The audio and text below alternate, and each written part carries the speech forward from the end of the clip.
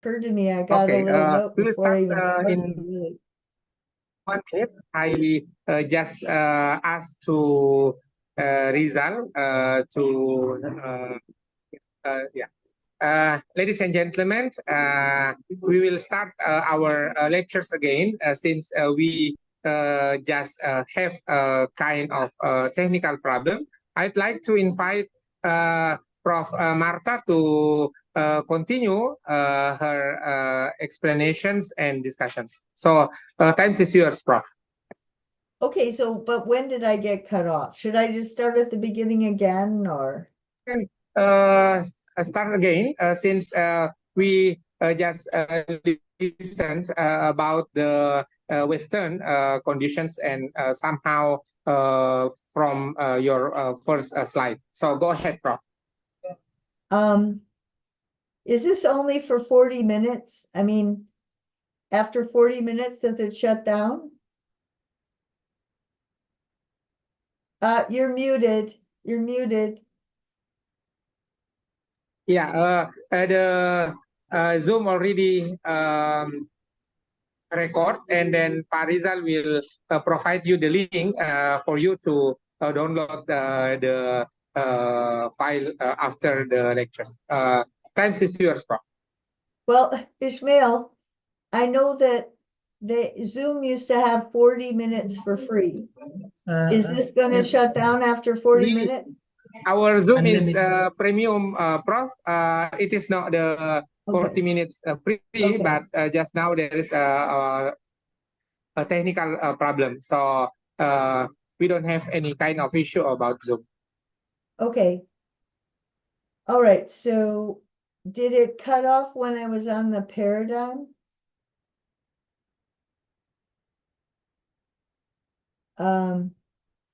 Okay. So I'm supposed to confirm my speaking language. Okay. All right. Okay. Well, all right. So I'll just do it faster this time. All right. So the main point I want to make here is about the need for a shift in the way we think about everything. So, let's see. Here we go. Let me just say one. Let's see. One brief statement about what the class is about. It's about here when this author is a systems thinker. He thinks of everything in terms of nonlinear, holistic systems. This is a reaction to a reductionist, mechanistic worldview. But the punchline is that as we move further into the 21st century, transcending the mechanistic view of organizations will be as critical for the survival of human civilization as transcending the mechanistic concepts of health, economy, or biotechnology. All these issues are linked to the profound scientific, social, and cultural transformation that is now underway with the emergence of the new systemic conception of life. So that's the source of most of our problems, is just that we've got the wrong model for reality. So that's what I say as a philosopher, right? So that's my first point. The next point, oops, all right, I'll shut this down, is to just give you the little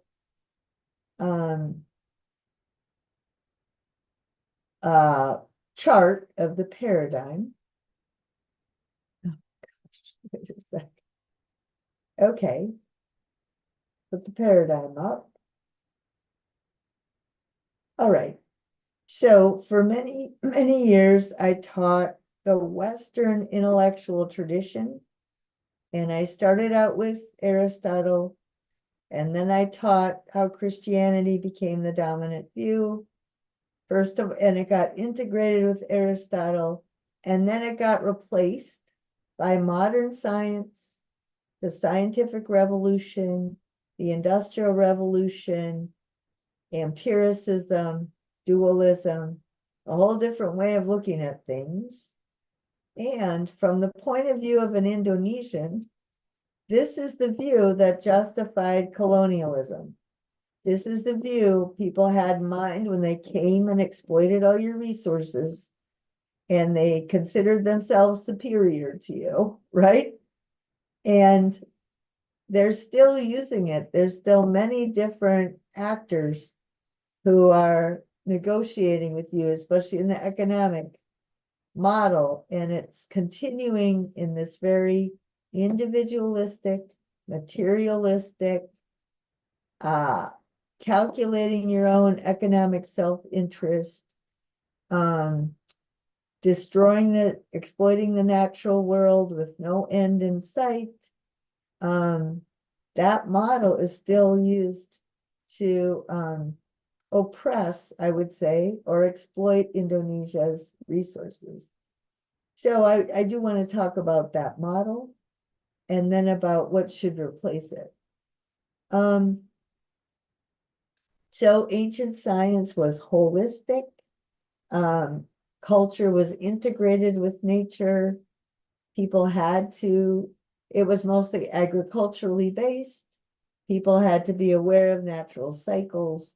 They had to figure out how to integrate a way of life with the natural cycles. They had to avoid they had to live sustainably, or they'd have to move. So they developed all sorts of ways of doing that. The family values were important. The hierarchy was important. Most of the political system also had a religious, they were put together. Then in the modern world, in the West, we had Newtonian science. So Francis Bacon, Galileo, Copernicus, Newton.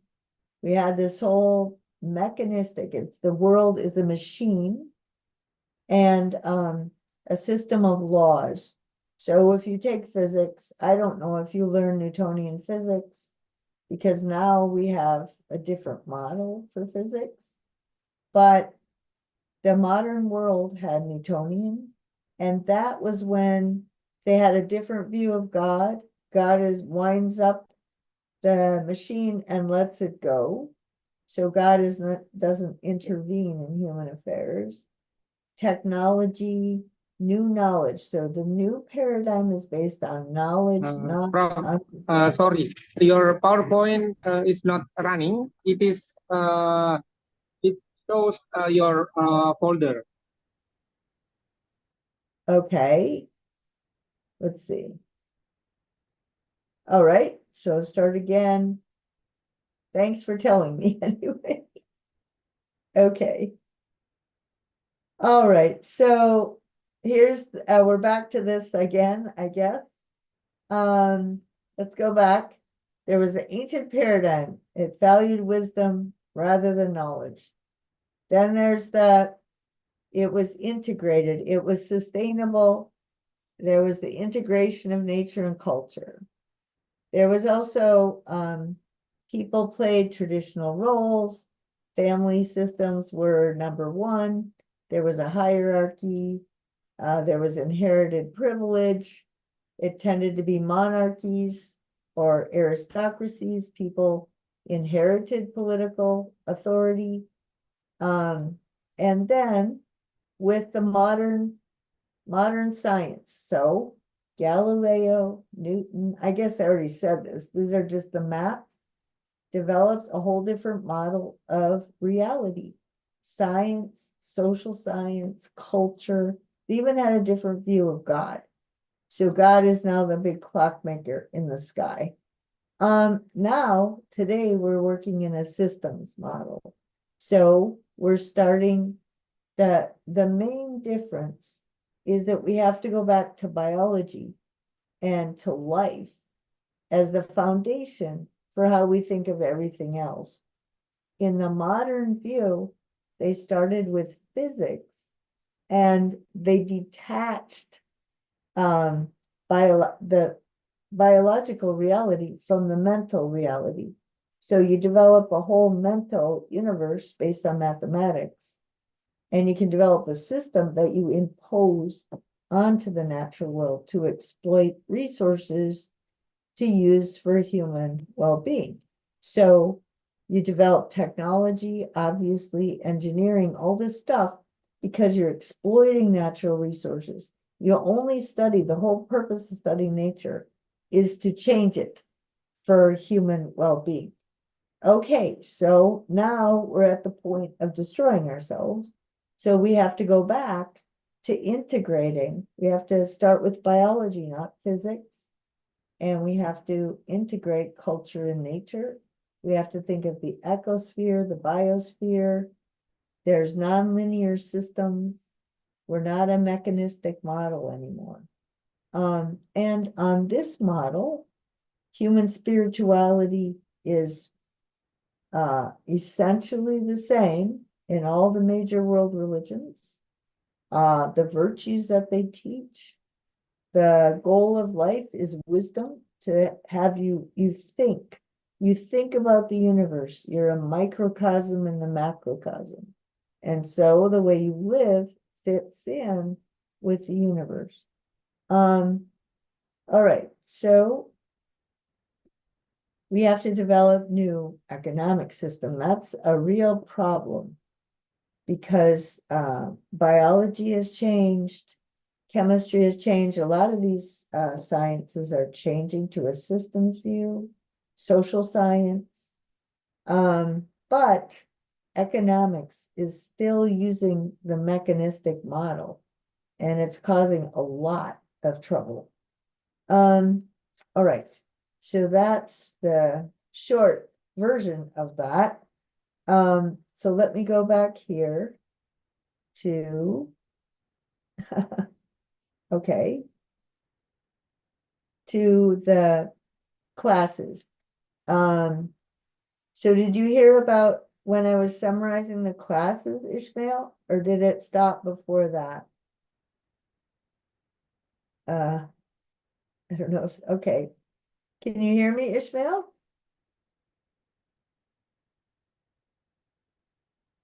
Right. Yes, Prof. You can Yeah, thank you, Prof. It is clear that we already listened from Prof. Marta about the Western tradition right now in connectivity to Pancasila.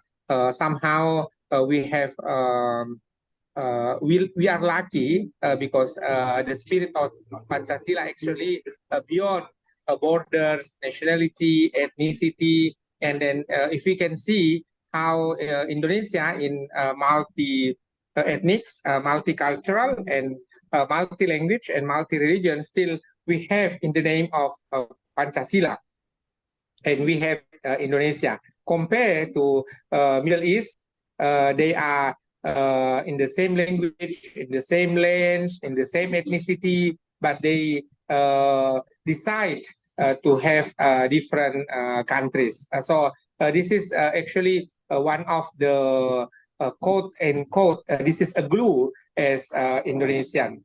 And then I would like to invite every one of us in the Zoom link. If you have any kind of questions, feel free to write down on chat box, or you can raise your hand, and then we can invite you, yeah, to raise your questions here.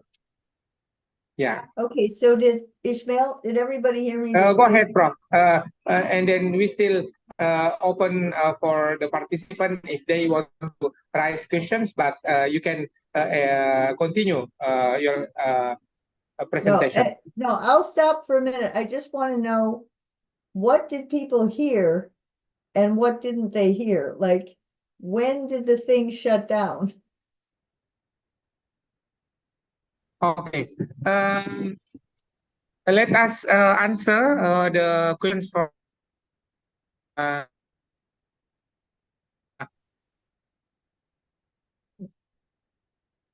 ladies and gentlemen. You can have your idea. Yeah, what did you listen from the explanation Prof. Marta of our lectures today? Is there anyone want to open the mic?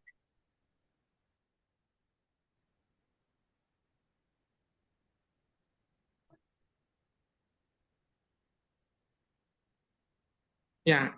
Anyone? Hello? Ismail?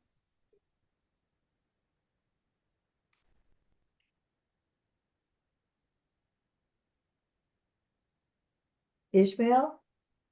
Can you hear me? Yeah. Anyone want to answer from the questions Prof. Marta?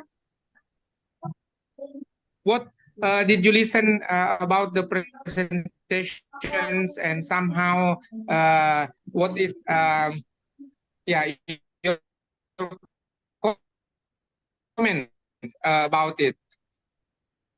Want Ishmael, to answer the questions? okay, all I want to know is I talked for an hour. Still, there is no one to answer from about this one. But that's the one we already listen from you that actually there is some kind a good condition of Pancasila where the Pancasila still can connect with the different religion in Indonesia. So even though that Indonesia has multi religion, multi-cultures, but there is a value of Pancasila in the same times to connect each other. The second one, there is a need of us to update the situations because Pancasila value can reflect from time to time, but still to make it in the context of recent Indonesia today. That's two notes from me about your presentations. Ishmael? How much did you hear? I don't know how much you heard about what I said, that's all. Yeah, I When did it for get what cut this off? After how many minutes did it get cut off? That's all I need to know. yeah, at least I get around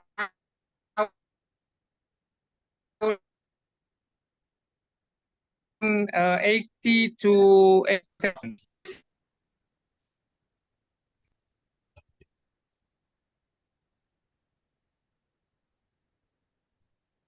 Yeah, anyone want to answer? Hello.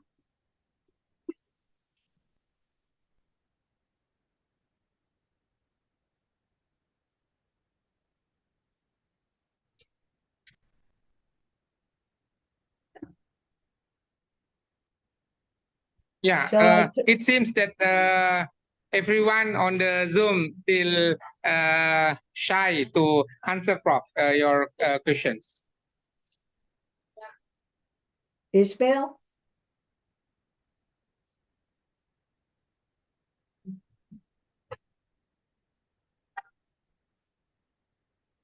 Ishmael, did anybody hear me talk about the class? Sure. I already restate your statement, Prof. Okay. Fortunately, none Here's of why I them asked. Let me just respond. say, here's why I asked, Ishmael. I was talking for an hour and then I noticed the Zoom had turned off. So I'm just wondering, when did it turn off? That's all I want to know.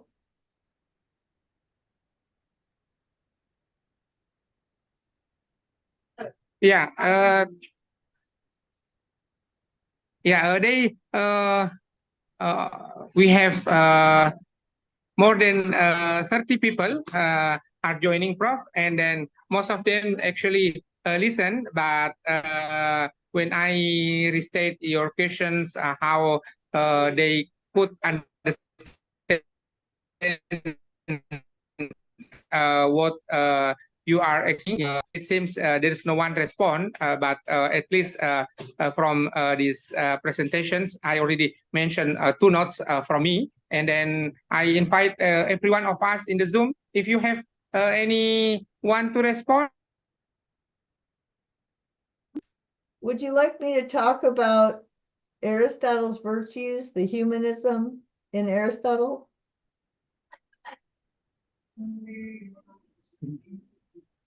Okay, Ismail. go ahead, Prof.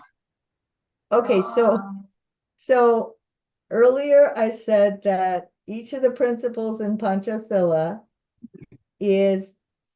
can be integrated into systems thinking. And can be Pancasila, not just the principle number one, but all of them can be part of transitioning to a new paradigm for reality. So did you get that, Ismail? Did you hear all of that? I don't know where I got cut off. Okay. Yes. So, all right. So the next thing I want to talk about is Aristotle's virtues, because earlier, this is why I asked, I said that Jesus, Socrates, Buddha, Muhammad, Confucius, when I teach that they all had a very similar way of life. And so that's how I use Aristotle's virtues to talk about their way of life. And also, whenever any of these traditions becomes an official state religion, or if it gets large, then it gets corrupted, and there are always religious leaders that don't live at all like the original people who were the source of that tradition. But let me just give you this. Okay, so the second one is a longer description of Aristotle's virtues, if people want to read it. So I'm not quite sure if the students get sent the reading, but this is a reading, and it starts out, the goal of wisdom is for you to be thinking all the thoughts you have are in the context of you seeking wisdom in a universe that is flourishing. So the way the biosphere works is that everything is moving toward higher and higher levels of flourishing, more and more species, more complex. So human beings should be doing that too. They should be developing their humanity. And we naturally move from just observing things to recognizing patterns. We start to gain knowledge. But that knowledge is understandable. So everything we think corresponds to the universe out there. So there's a longer reading there, and you can go there. Let me see. Where's the screen share? Oh, just a sec. Okay, here it is.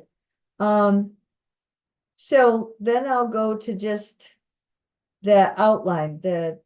So I have a longer description, but this one is just the outline of the virtues.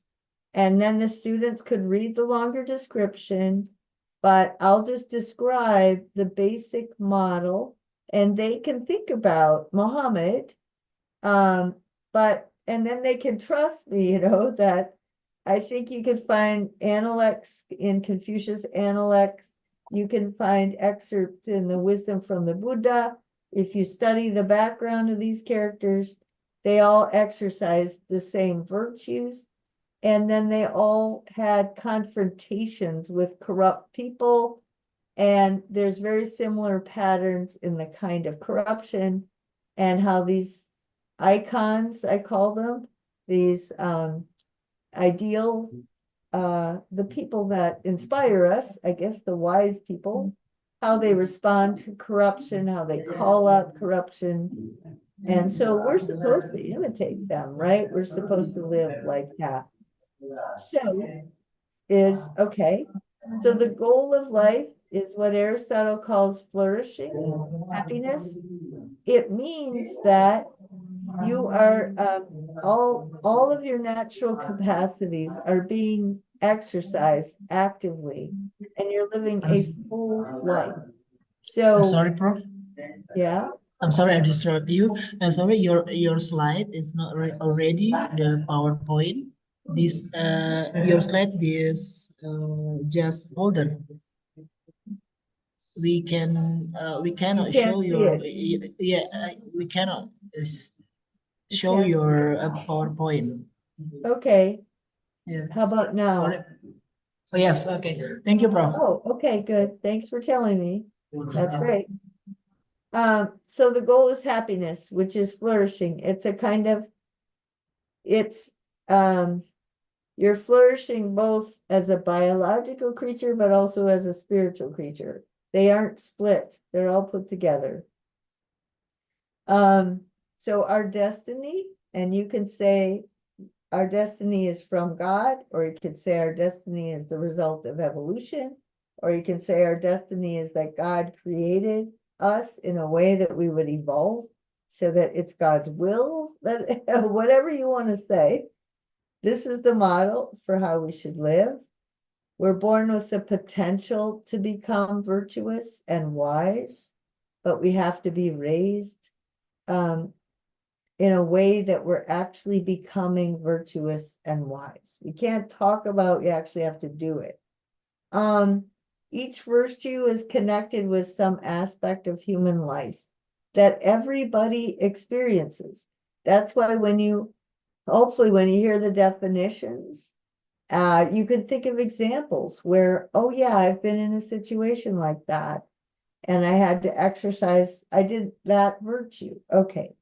And so just keep that in mind, all right? That you should be able to identify with these things.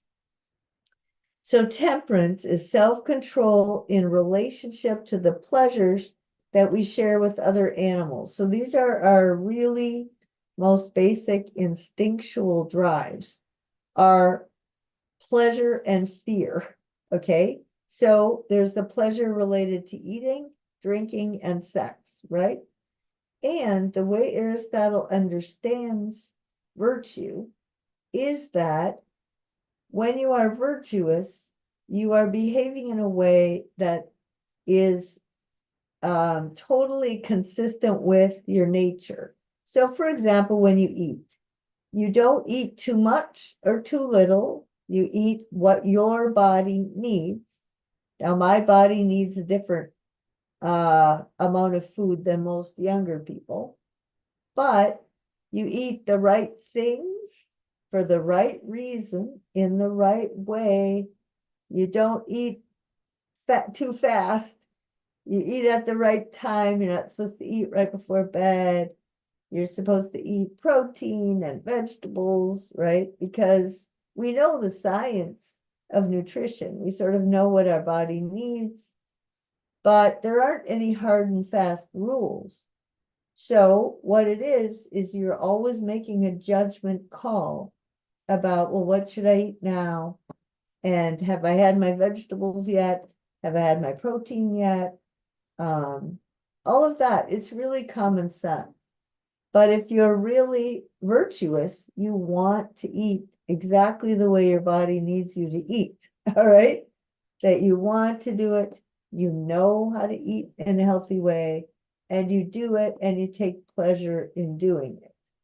All right, now if you're like me, I don't always want to eat the right things. So if you really know how you should be eating, but you don't really want to, you want to have dessert or you want to eat something that's not that good for you, but it tastes good, okay?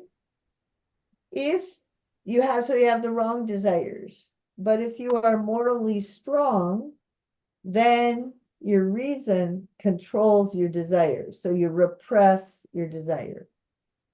But that's not as healthy as if you really want it. So inside of your body, you're conflicted. So you're not as healthy physically, and also mentally, you're kind of distracted.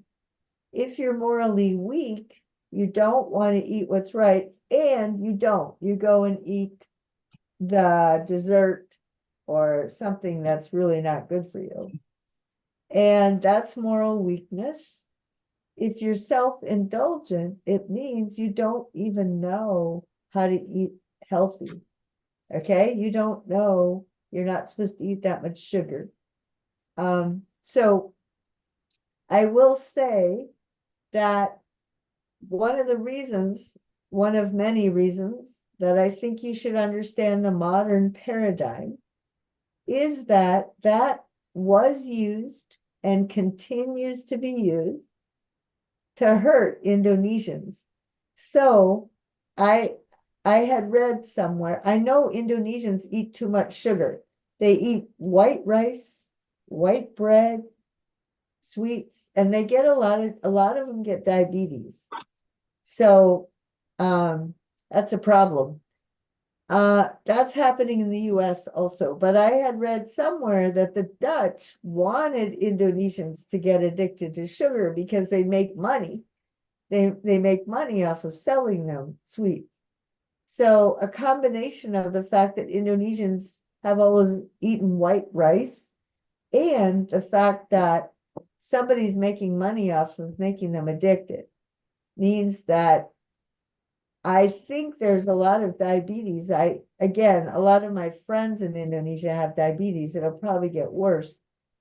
But in the US, that's what's happening because of capitalist system that's not regulated, is that people have figured out how to make money by triggering your taste buds, your dopamine system. I mean, there's a whole science to how to get people to overeat and get sick. And so if you can feed people sugar and that causes a dopamine high, and when you're on a dopamine high, then when you come off it, you want to have more sugar. And so you're basically addicted. So even in things like eating, the international global economic system is really making people sick. And it's a serious problem because and the US is sort of, we're the ones you ought to look at and say, no, we don't want to go there. Because Indonesians naturally, they had a really healthy diet, right? They have chickens roaming around, they have fish, and then they have coconuts and bananas, and they have fruits and vegetables. So the cheap food, except for white rice, was healthy. And now they eat a lot of processed foods. Processed foods are not good for you. Palm oil is terrible. It ruins the environment. It's not good for you. So everything, even every virtue here that we talk about, is connected to the history and the history of colonialism. And so I do want you to understand everything's connected. So with drinking, like drinking alcohol, so if you're Muslim, you don't drink. Well, I just read recently that actually alcohol kills brain cells. I don't drink myself, but I didn't realize it actually is really bad for your brain. So that's good that that Muslims don't drink. Certainly, even people who do would not, it's wrong to drink too much. You can't drink too much. You can't drink too fast. And then people disagree on how much is too much. But in Europe, it's part of the culture. And their theory is that if you just drink in moderation and your children start drinking at home in moderation, then they won't go get drunk. But basically you have this model. If you really want to be healthy, then you won't drink, or you will definitely not drink very much. Okay, then with sex, sexuality should be connected to long-term relationships because we are historical creatures. We're creatures of culture. We're not just biological animals. And if we try to treat people like physical bodies and not people with souls and minds, we get into trouble. That's really not healthy. So your sexual behavior should be tied to a long-term relationship. And that's not the way it is for most other animals. But we are creatures of culture. Courage is another one that animals have fear. You can tell that they get afraid, they run away. You can tell that they have figured out where their prey is. They get hungry, they kind of know where to go. But on the other hand, they don't know that they know. They don't have a language about it. They don't reflect on it. They just sort of go, they have memories. And so their brains will kick in if their memory of a place that looks like this is a place where they got food, and then they'll pursue a place like that, or if it was a predator. So they make associations, and there's lots of things animals do that are really interesting. But the one thing they don't do is they don't think about themselves as a creature that understands the universe in a universe that's understandable. So they don't have this broad sense of their destiny, their place in the universe. Anyway, with courage, okay, human beings are very aware that they're vulnerable. And so when they feel attacked, when they feel they're in danger, they'll either run away or lash out, right? Violence. But human beings are capable, just like with self-control, with eating, human beings can really behave in unnatural ways to the point where they're so obese they die. Animals don't do that. Only we can just make incredibly poor judgments. Our desires can be really corrupted and manipulated very easily because we're designed, so we have to think about our desires. We have to reflect. So with courage, we have to figure out what should we fear, okay? And what do people fear? They feel pain, aging, death. They fear failing in the economic system, that they can't support themselves. They fear loss of reputation or status. They fear getting socially separated, marginalized. So they have a lot of things they're afraid of. And politicians can really appeal to those fears.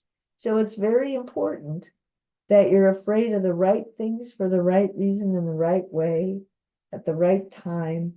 And people talk to each other about that quite a bit. They'll say you shouldn't be so afraid of this or that, or someone would say you really should be afraid of this or that, right?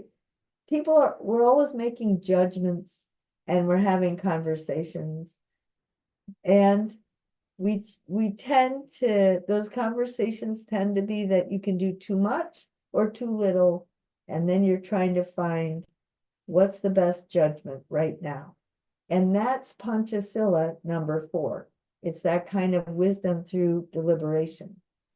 Aristotle also thought generosity was really important. You can't have a stable society unless people give away money, unless people live moderately, and then they're generous with what they have left over. So let's see. So the other thing about generosity is if you help other people out. It doesn't have to be money, it could be food, it could be anything else. Then you develop a good relationship with other people. You have goodwill for each other, you care about each other, you trust each other. And that's what makes a society stable, when the citizens are virtuous and they also care about each other. And if people lose trust in each other and they don't have goodwill for each other and they're paranoid, right? They just think that person's out to get me, or all they can do is compete with other people. They can't make friendship bonds. Society's going to fall apart.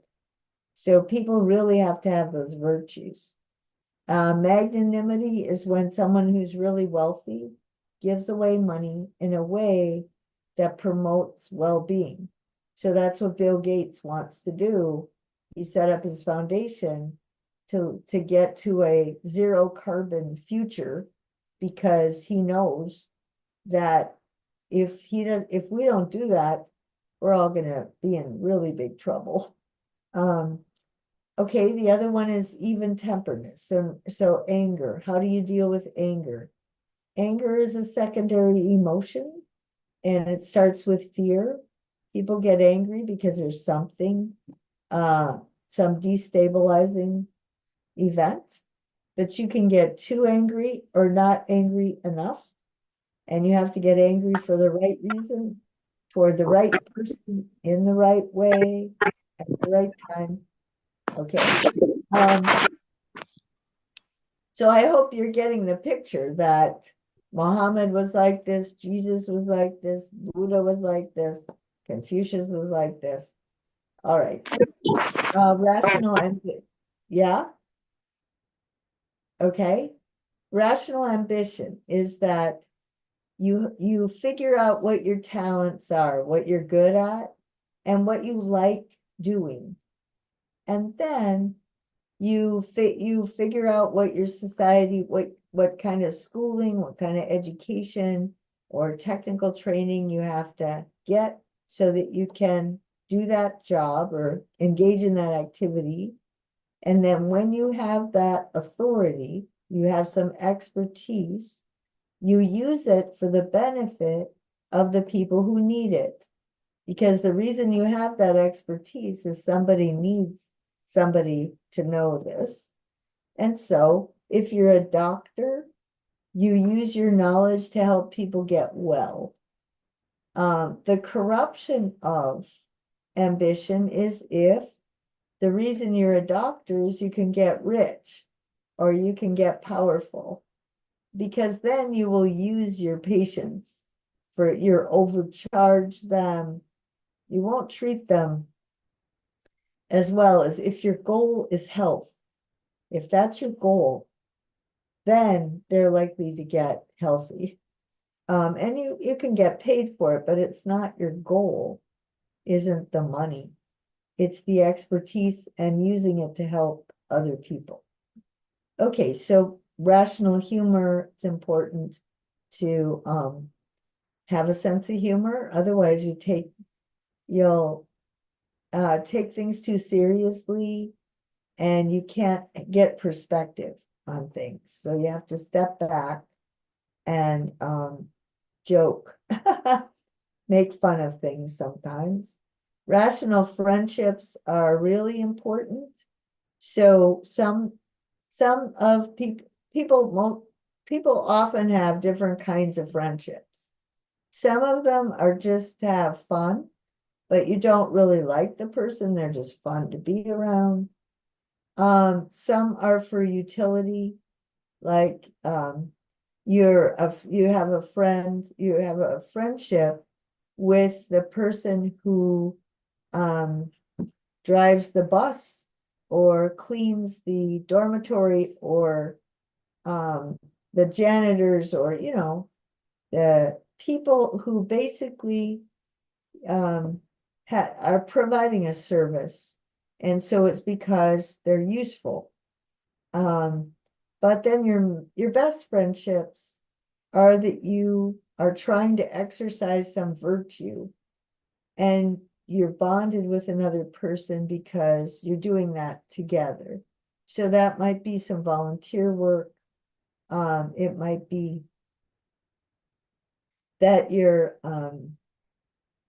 are engaging in public life in some way to try to improve the quality of life where you are, and you're bonding with other people for that reason.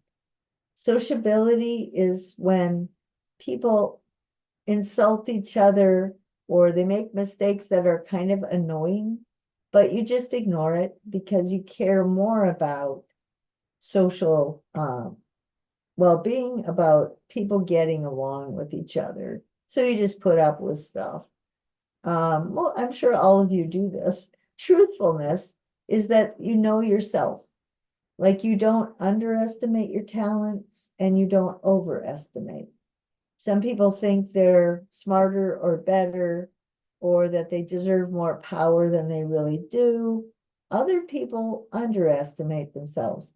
So people need to develop good judgment about what are you good at, what's your opportunity, and then go and do it. But you can make misjudgments about that. Okay, the political virtues. So these so far are personal virtues. You exercise them in relation to yourself, temperance and courage, but in relation to other people that you know. Okay, the political virtues are the ones related in your connections with people that most of them you don't know. Okay, they're citizens in the country you live in. And your friendship bond is that you live under the same set of laws. So that's what you have in common. And the whole economic sector of society functions under a set of laws. So that knowing, okay, so the first virtue is that you actually take pleasure in being middle class. You don't want more than you need. You don't want more than other people, but you will work to get yourself into the middle class. You don't think about money. Money is just a tool to live a flourishing life, so you don't get distracted by it. Then, so you have this virtue if you can make good judgment about the art of legislation. So every society has some lawmakers, and not very many of us are going to be legislators, but we can deliberate about what laws are better and what laws are worse when it comes to trying to weave people together to create a strong and stable middle class. So middle class is the art of statecraft is the art of knowing how to create a flourishing middle class. So you make good laws, you know how to distribute wealth, so allocate resources. For example, allocate education. You have to give each person what they need in order to flourish. So different levels of education, different levels of healthcare, and you have to make judgments. Rectification of wrong. If somebody breaks the laws, how do you punish them in a way that can get them back into the mainstream and flourish? How to apply the laws. This is what judges and juries do. Practical wisdom is that you're always aiming for flourishing, and you have to figure out, you have to make a decision. What are the options? Which one's best and why? And you talk to other people. That's wisdom through deliberation. Other capacities we have are production, creating things, or so, and they should be things that people actually need, not things that appeal to vanity. And the intellectual virtues are math, science. Okay, so this is where the academics come in. This is what students often think of as STEM,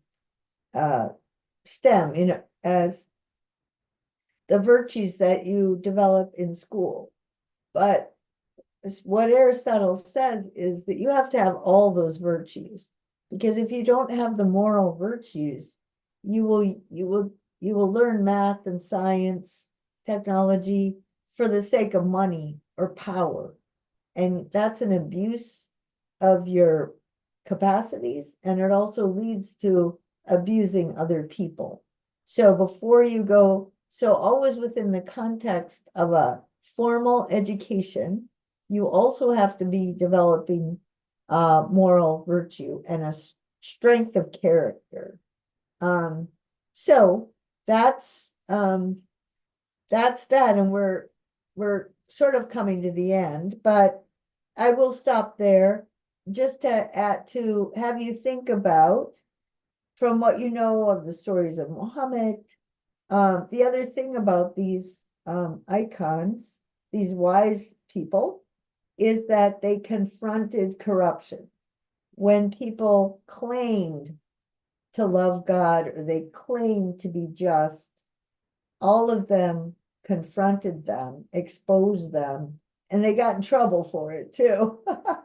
So the stories are about, we should try to live like Muhammad or Jesus or Socrates or Confucius, and we should not be one of those people that accuse, that gets on the wrong side of them. And then we also should stand up to corruption and not be too upset or surprised if the corrupt people don't appreciate us. Okay, so maybe I'll stop for a minute, or stop and ask for questions.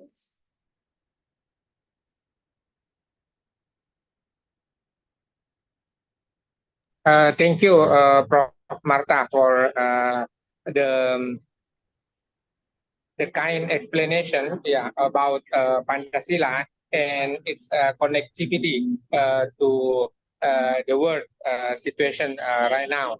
And there is one question, Prof, about actually what is the interesting part of Pancasila, that we can connect each other, like Indonesian value as Pancasila value, to the like US cultures, since it is not many discussions or interaction between US and America or and Indonesia for this kind issue. Would you like to answer?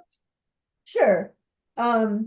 So our Declaration of Independence, which I will put on when we talk about John Locke, it talks about rights, right? And I'm sure you've heard about rights.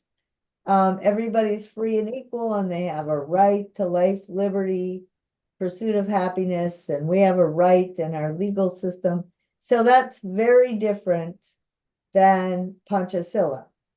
The issue is, the thing that's interesting to me is that our founding fathers, the ones who wrote that document, knew that Americans were going to have the moral virtues, or they were going to have a corrupt view of rights.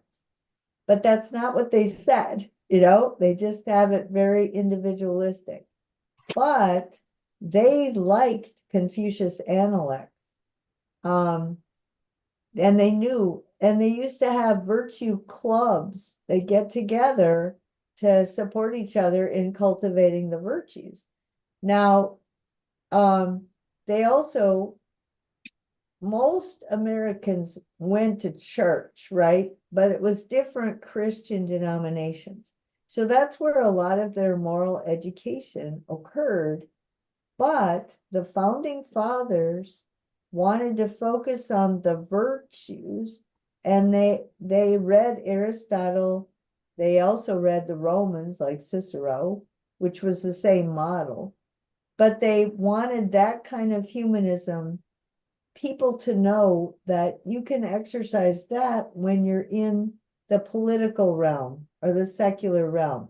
Like you can believe whatever you want in church, but when you are acting as a citizen and when you are making decisions at the town hall meeting about, how to take care of the town's business, you have to think like a human being. You have to be thinking of how to create a strong and stable middle class.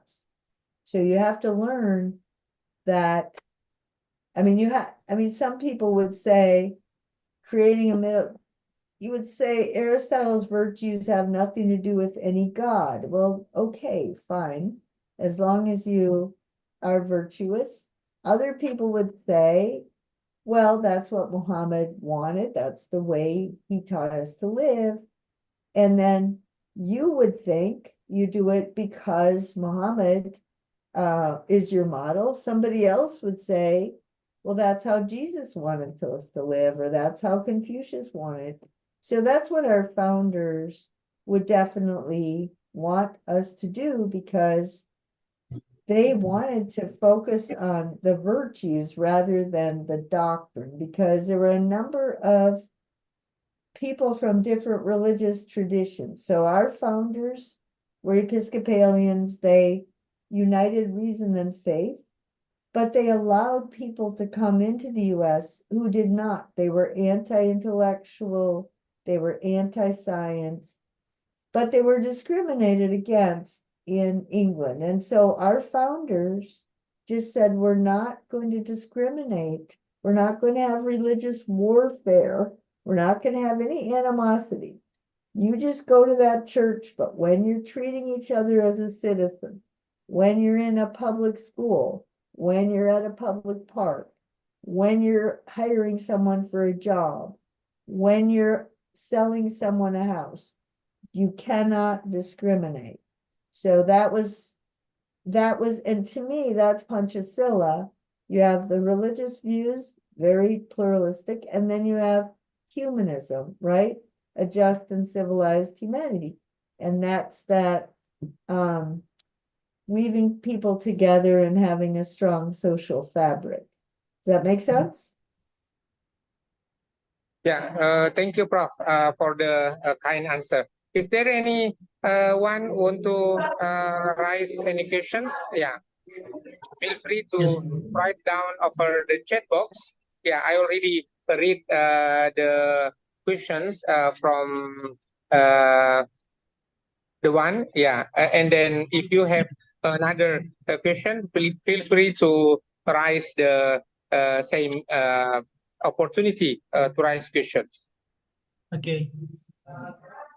Prof. Okay, go ahead, Pak Rizal. Okay, thank you, Prof, for your time, for your opportunity, for your wonderful opportunity for me, for us, especially to Prof. Martha. Thank you so much for your wonderful opportunity. I'm so interesting for from your explanation, but this time I will know your opinion about actual situation in this world. The Pancasila, in concept Pancasila, strongly upholds human right and strongly condemns act of genocide in the world. My question, Prof, please tell us how can we be objective about the current situation in the world, exactly in Russia, war, Russia with another country, what is it? Ukraine. Ukraine and Palestine and Israel and Palestine. Right. Maybe you can give us objective worldview about the situation. Thank you, Prof, Well, for actually, your. that's the issue of wisdom as a judgment call, right? You have to deliberate about it. Of course, everybody wants it to stop as soon as possible, right? And then it's a question of how do you get them to come and sit at the table and talk to each other, right? And compromise and find some kind of common ground. That would be wisdom. Wisdom would be the wise person is always looking for a middle ground, like some compromise, it's never going to be black and white. You'll always have to give up something you want, but that's normal. Like, that's the thing about that I like about Aristotle. It's normal to compromise. It's not an exception. It's not, oh, well, it really should be here, so I don't want to do this because this is too far from what I want. Well, if it's possible, okay. So wisdom means you decide what's possible, right? What's possible in the situation. So I agree with somebody who said, when Russia did that, why didn't Mr. Biden at least call him on the phone? You know, like, we have technology. You can call somebody on the phone. Okay, and then right away start saying we need to negotiate this. And we're willing to negotiate. We're willing to be a mediator to get you at the table, right? That's what I don't see why that wouldn't be a problem. You know, I mean, people say, oh, but Russia's so, well, you know, what's the point of having all these people die? Because eventually the war will be over. Eventually. How much sacrifice do you have to make? You know, if someone would call and say, look, this is going to be complicated because we have Minsk, we have all those territories over there in eastern Ukraine that are very controversial, and we have all this stuff, but the US is going to get you guys at the table and you're going to sit there and you're going to work on it. I mean, I had a friend who said, why don't you just put him in a room, lock the door, say, okay, we'll deliver your meals once in a while, but you have to talk to each other. And that, you know,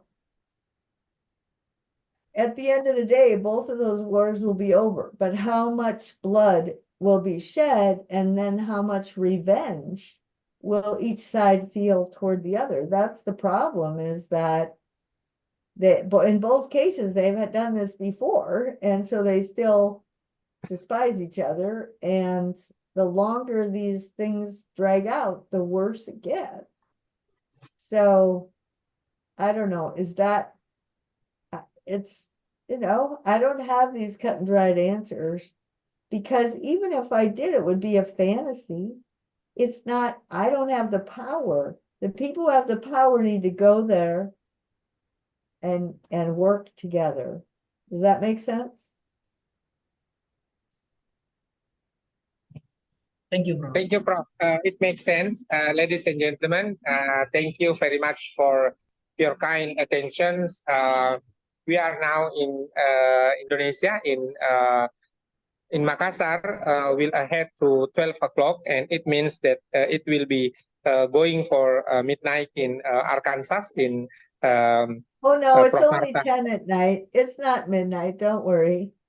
Yeah, so this is the first lectures for one semester with Prof. Martha, Kak Salemude, Prof. Sabri Air, and many people that I already contact to extend our opportunity to learn together. At least for today, we already learned that how Pancasila actually connect to the society in Western, in US, in the value of American people. So here we call it Pancasila, but somewhere else they call it in another name, but we still share the same value with us. I would like to thanks to Prof. Marta.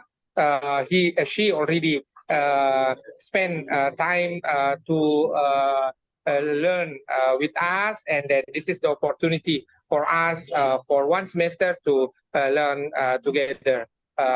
Once more, I would like to thanks to State Al-Chaeriyah Mamuju to give us the platform to learn together.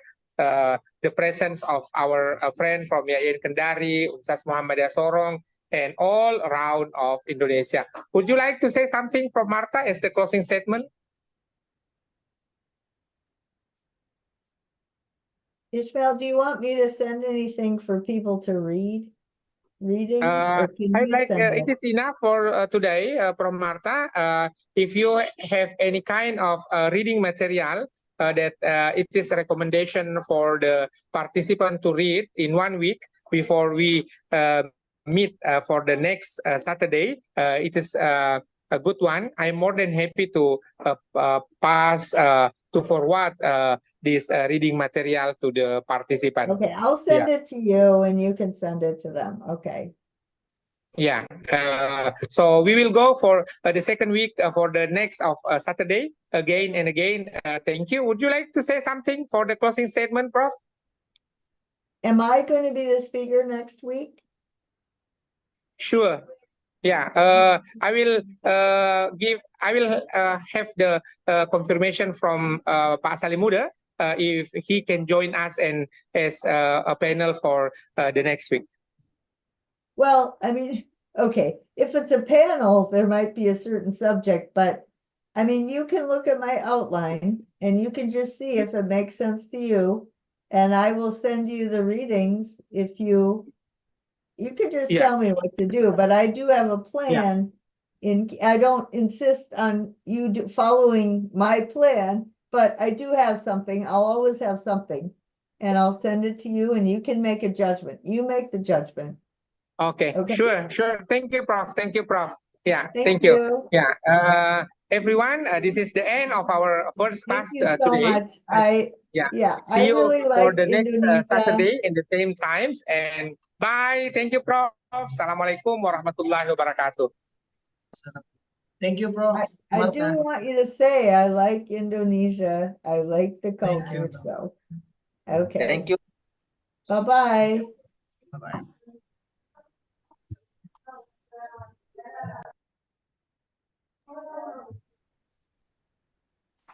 Oke, terima kasih Kak Prof. Bagaimana selanjutnya, Kak? Ya, Bapak Ibu, terima kasih telah bergabung untuk kelas kita hari ini. Insya Allah kita akan berjumpa hari Sabtu yang akan datang dengan jam yang sama. Bagi yang belum bergabung di grup, silahkan bergabung.